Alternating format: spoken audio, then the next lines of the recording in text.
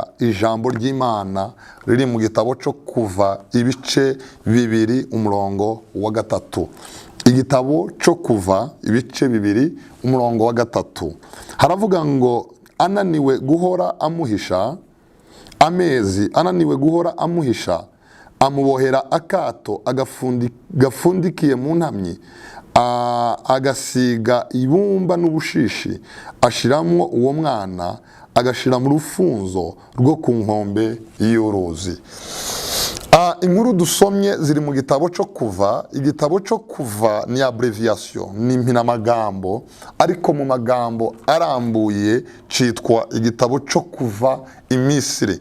Ikuva muri Egypte, bavaga muri Misiri, ni kuva imisiri, bavaga muri Egypte mu gihugu c'ubutayu berekeza mu gihugu c'Kanani, igihugu c'amata n'ubuki. Nanjye ndimo ndasaba Imana, wa muntu uri kunkurikira, Imana ya Israheli izakuvane mu butayu urimo. Sinzi ubutayu urimo, ariko ndagira ngo Imana iguhereze kuva mu butayu, utangire urugendo ruva mu butayu werekera mu gihugu c'isezerano. Bibiliya izivuga ngo kuri uwo munsi Imana yabahagurukije bavaga mu gihugu ca Egypte, aho bita ngo ni Ramsese, berekeza Iskoti. Ndagira ngo nawe mu mbaraga z'umwuka ndaguhanurira, ndagusengera, Imana iguhereze imbaraga ziguhagurutsa mu butayu urimo, imbaraga z'Imana ziguhagurutse ku musozi umazeho igihe kinini. Ijambo ry'Imana dusomye mu gitabo cyo Kuva havuze ngo mama we ananiwe guhora amuhisha. Mama we aliposhindwa kuvumilia, mama we ananiwe guhora amuhisha. Mama we ananiwe guhora amuhisha. Mama we ananiwe guhora amuhisha. Nta rwango mama we yaramufitiye. Uyu mudamu iyaza kuba mukase, iyaza kuba anti, iyaza kuba umugira neza, iyaza kuba umuturanyi, wananiwe twari kuvuga ngo ni ya mitima mibi yabiki gihe. Ariko ngo mama muzazi, mama we ananiwe guhora amuhisha. Mama we arananirwa, ananiwe guhora amuhisha. Reka babwire ikintu gikomeye kuri iyi si. Igihe ni igitangaza. Igihe kiza kikugenera inshuti, kandi igihe iyo kibaye kirekire ari igihe c'amarira, amaboko yaragufasha arakurekura. Bibiliya yavuze ngo mama wiwe ananiwe guhora amuhisha. Mama we yarananiwe guhora amuhisha. Bibiliya iravuga ngo araruha, arushe aramurekura. Ibihe cabaye kirekire.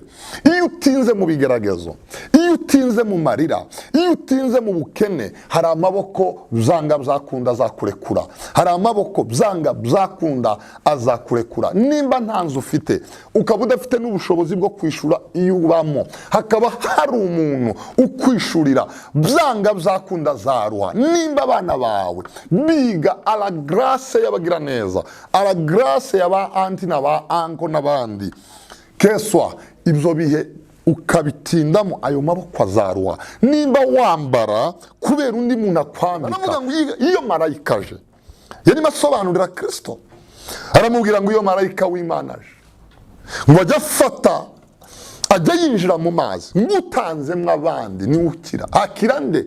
Hakira umuntu ufite amaboko. Bakamujugunya mu kidendezi. Aramubwira ati nje nta muntu ngira, mujugunya mu kidendezi. Yesu araseka, aramubwira ngo igihe kirageze, wahuye n'andi maboko ataraya abantu, ataraya anko, ataraya anti, saya sister, ntabwo araya ba brother, ni amaboko y'Imana. Kandi Yesu aramubwira ngo ikorere uburiri bwawe ugende. Bible iravuga ngo umuntu yikorera uburiri bwe aragenda. Abantu bose baratangara. Hari nyuma y'imyaka 38 babona umugabo arasohotse mu ibaraza, yikoreye imatera ari kugenda. Bibiliya iravuga ngo ntiwari umunsi marayika yaje, ariko yahuye n'amaboko, yahuye n'amaboko. Ndaguhanurira wa muntu uri kunkurikira, sinzi amaboko yakuretse, ariko reka numva ijambo numvise ry'umwuka. Hari amaboko atoza ukiri mu yandi maboko. Ayo maboko nakurekure, haza amaboko y'umumaro. Uri mu biganza by'intica ntikize, nibikurekure wakira ibindi biganza. Reka mbahereze indi histoire y'umuntu barekuye, hanyuma ngaruke hano mu gitabo cyo Kuva, hanyuma tunagere no ku musozo wacu. Bibiliya iravuga ngo mu gitabo cya Ezekiyeli ibice 16, Ezekiyeli ibice 16, reka basomere mwumve ukuntu hano havuga. Ezekiyeli ibice 16, ijambo rizarimfasha cyane. Kitabu cha Ezekiyeli ibice 16, maze hanyuma dusoze. 16 wa Ezekiya, wumva ukuntu byagenze, umurongo wa 3. Ezekiya 16 umurongo wa 3. 16 umurongo wa 3 haravuga ngo reka mpere kuri 4. Kavukire yawe umunsi wavutseho, umukungwa wawe ntiwashaririwe, kandi ntibakujabuye n'amazi ngo ubonere. Ntabwo waruhijwe usigwa kamuri, habe no gushirwa mu twayi tw'impinja. Nawakurebanye imbabazi kugira ngo agukureho ibyo, kugira akugirire ibambe, ahubwo watawe ku gasozi ku munsi wavutseho, kuko wagawaga. Nuko nkunyuzeho mbona wigaragura mu ivata ryawe, ndakubwira nti nubwo uri mu ivata ryawe ubeho. Nukuri narakubwiye nti nubwo uri mu ivata ryawe ubeho. Nakugwijije nk'ibimera mu murima, uragwira kandi urakura, ugira uburanga buhebuje. Amen. Uyu ni umukobwa Bibiliya ivuga mu gitabo cya Ezekiya, mama we amaze kumubyara, ngo yarebye umwana abyaye, ngo abone umwana afite icangiro, umwana yavukanye sura mbaya, umwana ni mubi. Bibiliya iravuga ngo mama wafata umwana ngo amujugunya mu butayu. Mama waramujugunya. Bibiliya iravuga ngo mama wamujugunye, ngo nta muntu n'umwe warebanye uyu mwana amaso y'imbabazi. Iyi si igizwe na miliyari 7, ngo nta muntu n'umwe. Bibiliya iradefinire ikavuga ngo nta wamurebanye amaso y'ibambe, ngo nta n'uwamukuyeho amaraso, nta n'uwamwogeje, ngo nta n'uwamushize mu twayi tw'impinja, ngo nta n'umwe wamugiriye imbabazi ngo amushire basi muri kuvurere cyangwa amushire mu kigoma. Bibiliya iravuga ngo uyu mwana yavukanye icangiro. Wa muntu uri kunkurikira, sinzi nimba nawe ufite umuntu ukwitayeho, nimba ufite ibiganza gusa byakurekuye, turasenga Imana izane ibindi biganza byayo byuzuye imbabazi kugira ngo ikuvane mu ivata bakujugunyemo. Bibiliya iravuga ngo bamujugunye nta kintu yambaye, nta kintu yariye, umwana w'uruhinja. Nta wamurebanye imbabazi ngo amugirire ibambe, nta wamurebanye impuhwe ngo amugirire ibambe, ngo yavukanye icangiro ku munsi yavutse.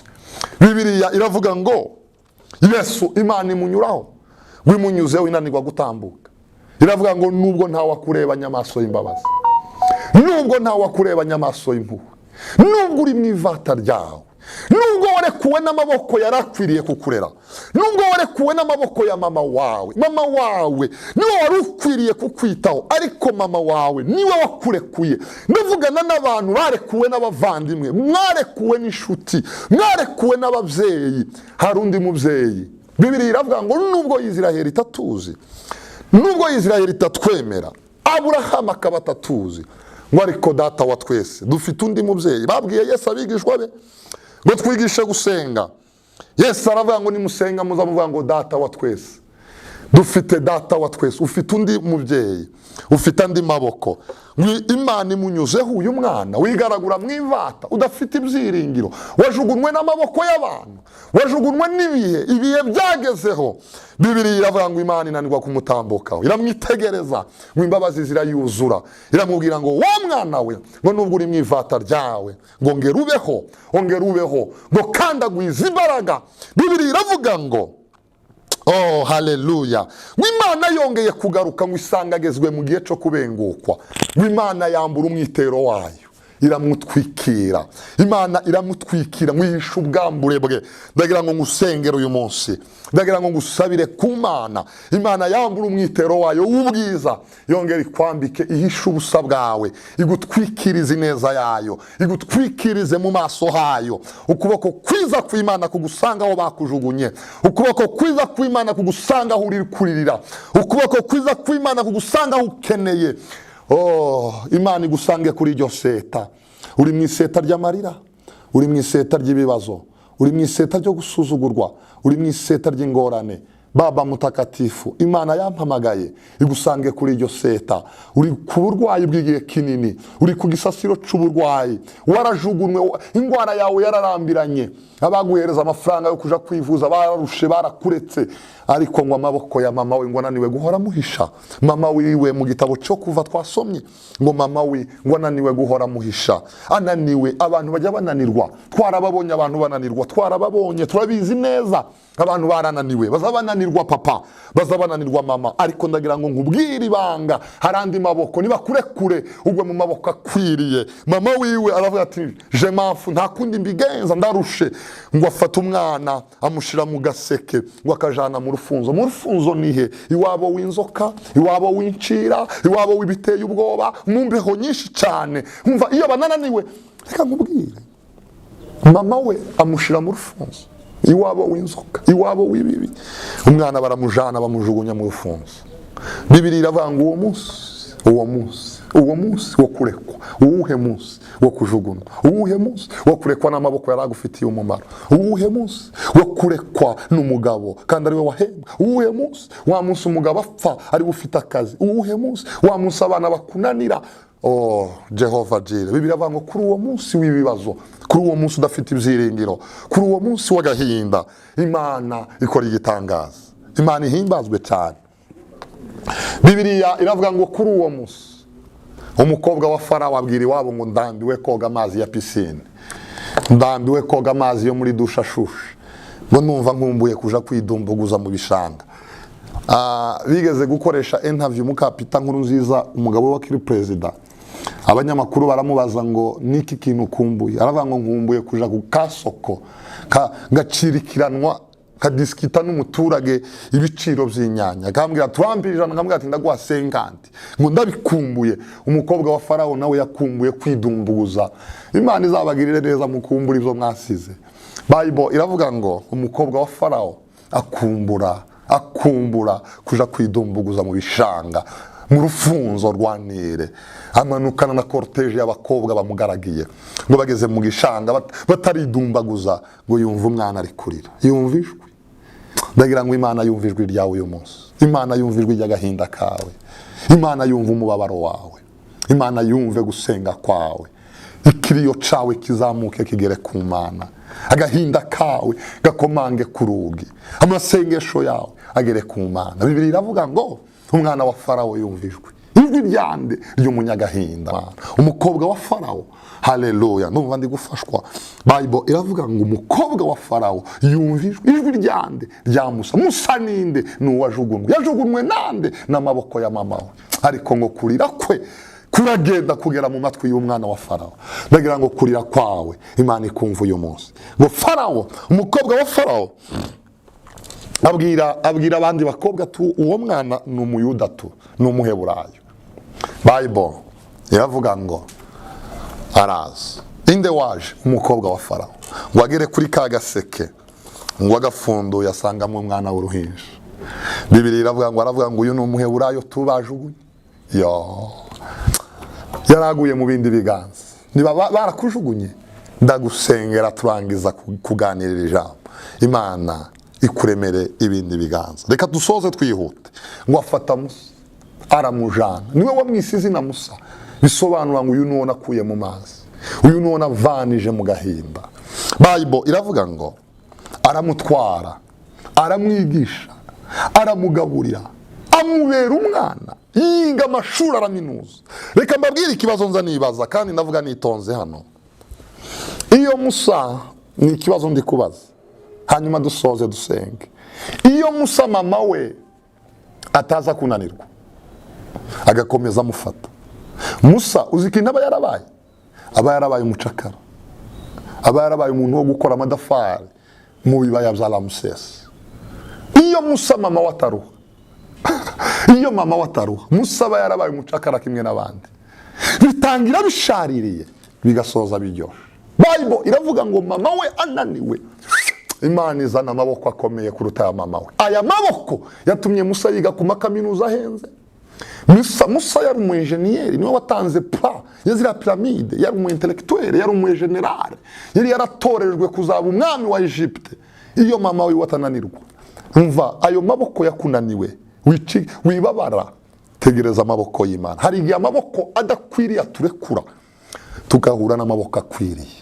Hari igihe amaboko adashoboye aturekura, tugahura n'amaboko ashoboye.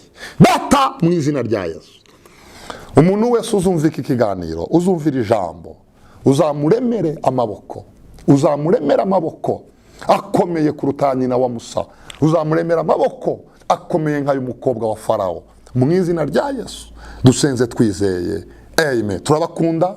Subscribe, share, comment. Imana ibahereze umugisha, tuzongera ubutaha. Thank you so much.